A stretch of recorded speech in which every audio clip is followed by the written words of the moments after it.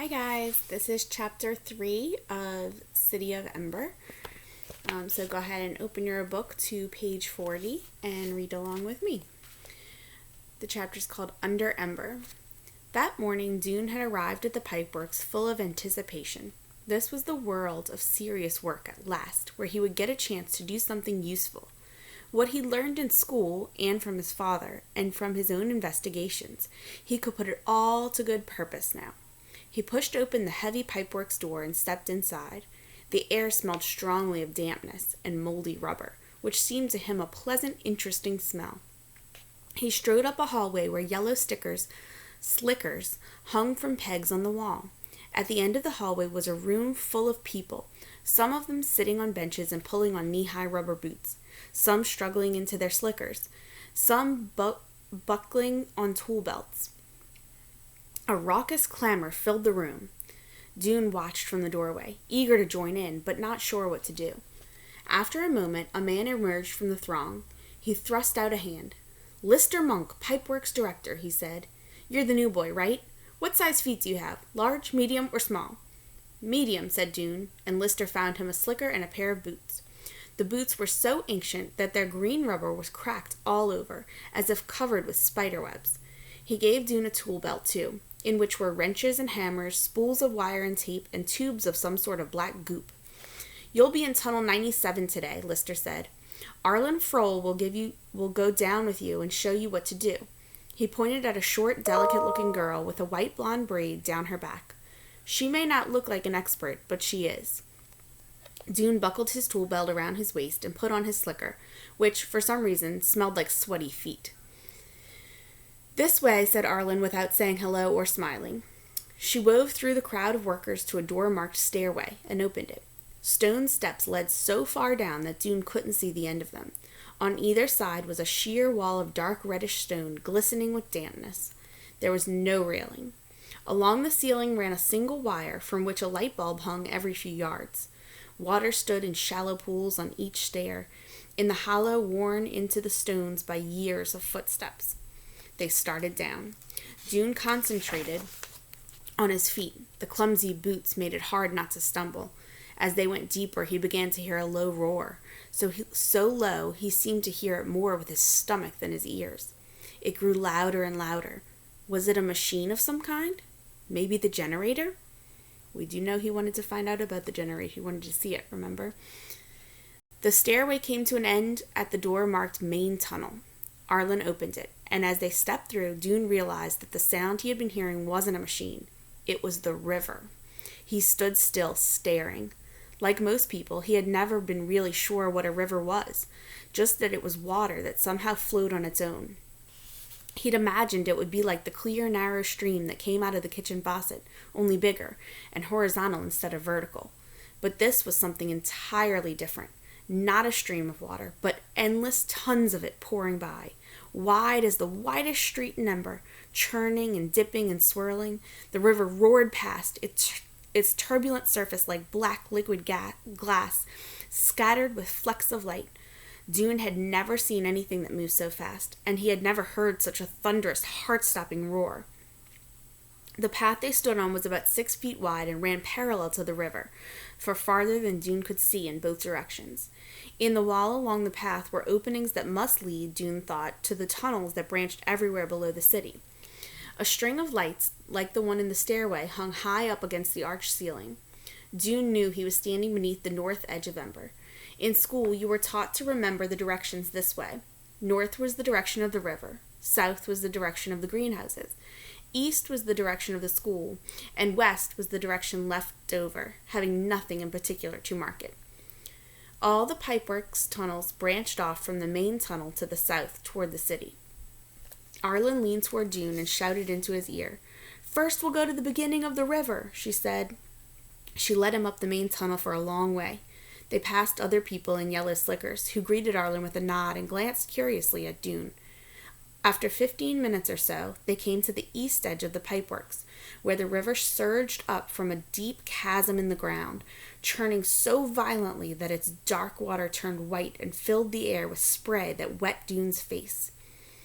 Pay attention to all the vivid imagery that the author is giving you as the scene is described.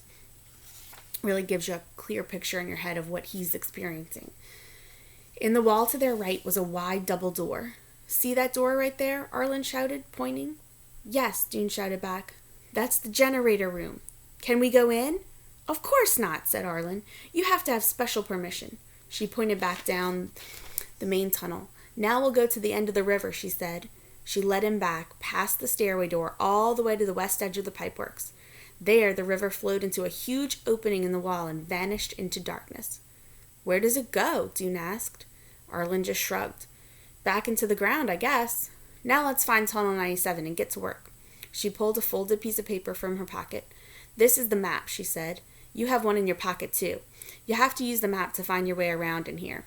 The map looked to Dune like an immense centipede. The river arched across the top of the page like the centipede's body, and the tunnels dangled down from it like hundreds of long, long legs, all tangled up with each other. To get to Tunnel 97, they followed a complicated route through passageways lined with crusty, rusted pipes that carried water to all the buildings of Ember. Puddles stood on the floor of the tunnel, and water dripped in brown rivulets down the walls. Just as in the main tunnel, there was a string of bulbs along the ceiling that provided dim light. Dune occupied his mind by calculating how far underground he was. From the river to the ceiling of the main tunnel must be 30 feet or so, he thought. Above that were the storerooms, which occupied a layer at least 20 feet high. So that meant he was 50 feet underground, with tons of earth and rock and buildings above him. The thought made him tense up his shoulders. He cast a quick glance upward, as if all that weight might collapse onto his head. "Here we are," said Arlen. She was standing next to a leak that spurted a stream of water straight out from the wall. "We have to turn the shut-off valve, take the pipe apart, put it on a new connector, and stick it back together again." With wrenches, hammers, washers, and black goop, they did this, getting soaked in the process. It took them most of the morning and proved to Dune that the city was in even worse shape than he'd suspected. Not only were the lights about to fail and the supplies about to run out, but the water system was breaking down. The whole city was crumbling, and what was anyone doing about it? When the lunch break came, Arlen took her lunch sack from a pocket in her tool belt and went off to meet some friends a few tunnels away. "You stay right here and wait until I get back," she said as she left. "If you wander around, you'll get lost." But Dune set out as soon as she disappeared. Using his map, he found his way back to the main tunnel, then hurried to the east end. He wasn't going to wait for special permission to see the generator. He was pretty sure he could find a way to get in on his own, and he did. He simply stood by the door and waited for someone to come out.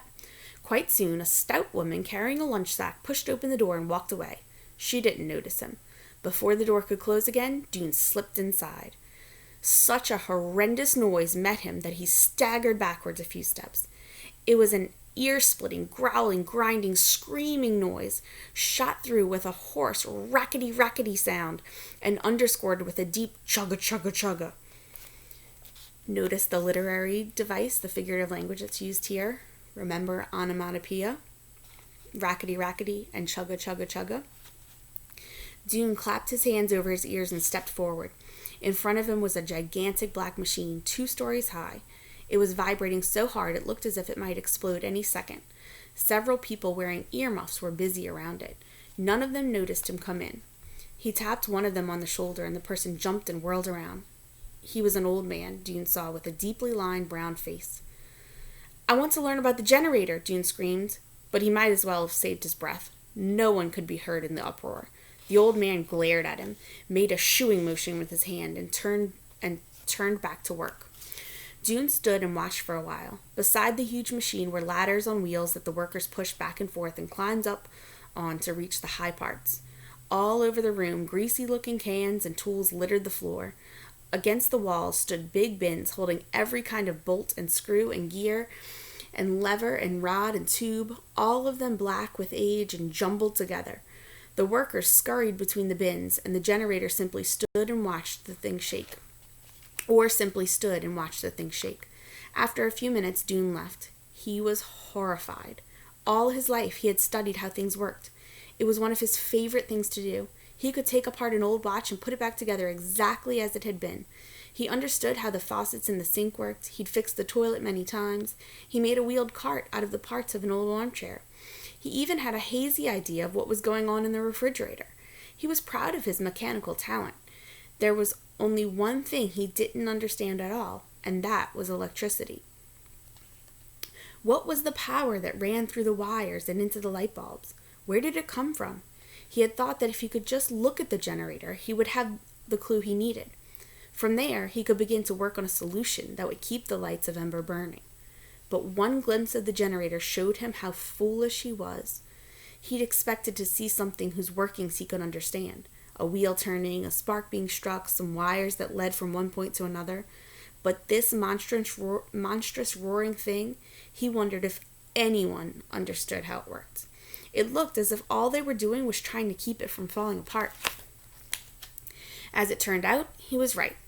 When the day was over and he was upstairs taking off his boots and slicker, he saw the old man from the generator room and went to talk to him. "Can you explain to me about the generator?" he asked. "Can you tell me how it works?" The old man just sighed. "All I know is the river makes it go." "But how?" The man shrugged. "Who knows? Our job is just to keep it from breaking down. If a part breaks, we've got to put a new one on. If a part freezes up, we got to oil it."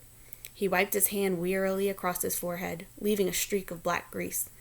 "I've been working on the generator for 20 years. It's always managed to chug along, but this year, I don't know. The thing seems to break down every couple of minutes." He cracked a wry smile. "Of course, I hear we might run out of light bulbs before that, and then it won't matter if the generator works or not." Running out of light bulbs, running out of power, running out of time, disaster was right around the corner. That's what Dune was thinking about when he stopped outside the gathering hall on his way home and saw Lena on the roof. She looked so free and happy up there. He didn't know why she was on the roof, but he wasn't surprised. It was the kind of thing she did, turning up in unexpected places. And now that she was a messenger, she could go just about anywhere. But how could she be so lighthearted when everything was falling apart? He headed for home. He lived with his father in a 2-bedroom apartment over his father's shop in Greengate Square. The small item shop, which sold things like nails, pins, tacks, clips, springs, jar lids, doorknobs, bits of wire, shards of glass, chunks of wood, and other small things that might be useful in some way. The small item shop had overflowed somewhat in their apartment above. In their front room, where other people might display a nice teapot on a tabletop or a few attractive squashes or tomatoes on a shelf, they had buckets and boxes and baskets full of spare items for the shop. Things Dune's father had collected but not yet organized for selling. Often these items spilled over onto the floor. It was easy to trip over things in this apartment and not a good idea to go barefoot. Today, Dune didn't stop in at the shop to see his father before going upstairs. He wasn't in the mood for conversation. He removed 2 buckets of stuff from the couch. It looked like mostly shoe heels, and flopped down on the cushions. He'd been stupid to think he could understand the generator just by looking at it, when other people had been working on it their entire lives. The thing was, he had to admit, he'd always thought he was smarter than other people. He'd been sure he could learn about electricity and help save the city. He wanted to be the one to do it. He had imagined many times a ceremony in Harkin Square organized to thank him for saving Ember, with the entire population in attendance and his father beaming from the front row. All Dune's life, his father had been saying to him, "You're a good boy and a smart boy. You'll do grand things someday. I know you will." But Dune hadn't done much that was grand so far. He ached to do something truly important, like finding the secret of electricity, and, as his father watched, be rewarded for his achievement. The size of the reward didn't matter. A small certificate would do, or maybe a badge to sew on his jacket. Now he was stuck in the muck of the pipeworks, patching up pipes that would leak and break again in a matter of days. It was even more useless and boring than being a messenger. The thought made him suddenly furious. He sat up, grabbed a shoe heel out of the bucket at his feet, and hurled it with all his might. It arrived at the front door just as the door opened. Dune heard a hard thwack and a loud ouch at the same moment. Then he saw the long, lean, tired-looking face of his father in the doorway.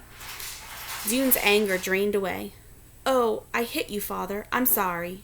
Dune's father rubbed the side of his head. He was a tall man, bald as a peeled potato, with a high forehead and a long chin. He had kind, slightly puzzled gray eyes. "Got me in the ear," he said. "What was that?" "I got angry for a second," said Dune. "I threw one of these old heels." "I see," said his father. He brushed some bottle tops off a chair and sat down. Does it have to do with your first day of work, son? Yes, said Dune. His father nodded. Why don't you tell me about it, he said. Dune told him. When he was finished, his father ran a hand across his bald head as if smoothing down the hair that wasn't there. He sighed. Well, he said, it sounds unpleasant, I have to admit. About the generator especially. That's bad news. But the pipeworks is your assignment, no way around it. What you get is what you get. What you do with what you get, though, that's more the point, wouldn't you say? He looked at Dune and smiled, a bit sadly. I guess so, Dune said. But what can I do? I don't know, said his father. You'll think of something. You're a clever boy. The main thing is to pay attention. Pay close attention to everything. Notice what no one else notices. Then you'll know what no one else knows, and that's always useful. He took off his coat and hung it from the peg on the wall. How's the worm? He asked. I haven't looked at it yet, said Dune. He went into his room and came out with a small wooden box covered with an old scarf. He set the box on the table and took the scarf off, and he and his father both bent over to look inside. A couple of limp cabbage leaves lay on the bottom of the box. One of the leaves was a worm about an inch long. A few days before school ended, Dune had found the worm on the underside of a cabbage leaf he was slicing up for dinner. It was a pale, soft green, velvety smooth all over, with tiny, stubby legs. Dune had always been fascinated by bugs. He wrote down his observations about them in a book he had titled Crawling and Flying Things. Each page of the book was divided lengthwise down the center. On the left, he drew his pictures with a pencil sharpened to a needle-like point.